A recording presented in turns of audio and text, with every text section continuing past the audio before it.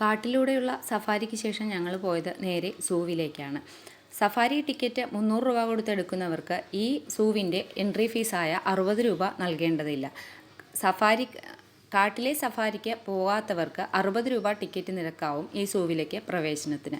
ഇവിടെ നമ്മൾ നടന്നു വേണം ഈ മൃഗങ്ങളെയൊക്കെ കാണാൻ വേണ്ടി. അവിടെ ഒരു ഓസ്ട്രിച്ച്, 2 ഹിപ്പോപ്പൊട്ടാമസുകൾ, പിന്നെ കണ്ടത് കുറേ മാനിൻ കൂട്ടങ്ങളെയായിരുന്നു. പിന്നെ ഒരു കൃഷ്ണമൃഗം തൊട്ടടുത്ത് വന്ന് നിന്ന് പുല്ലുമേയാൻ നിൽപ്പുണ്ടായിരുന്നു. അവിടുത്തെ ഭംഗിയാർന്ന ഒരു കാഴ്ചയായിരുന്നു ഈ കുഞ്ഞ് കാട്ടാനക്കൂട്ടങ്ങൾ. അതൊരു വേലി തിരിച്ച് അതിൻ്റെ ഉള്ളിലാണ് ഈ കുഞ്ഞുങ്ങളെ സംരക്ഷിച്ച് വെച്ചിരിക്കുന്നത്.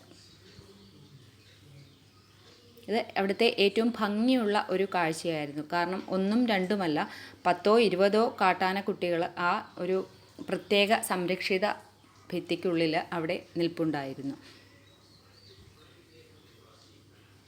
ഇതൊക്കെ നമ്മളവിടെ നടന്ന് വേണം കാണാൻ. ഒരു കമ്പിവേലിയിൽ സംരക്ഷിച്ച് നിർത്തിയിരിക്കുകയാണ് ഈ മൃഗങ്ങളെ. വന്യമൃഗങ്ങളെ കാണാൻ വേണ്ടി മാത്രമാണ് നമ്മുടെ ജംഗിൾ സഫാരി 300 രൂപ ടിക്കറ്റ് എടുത്ത് നമ്മൾ പോവേണ്ടത്.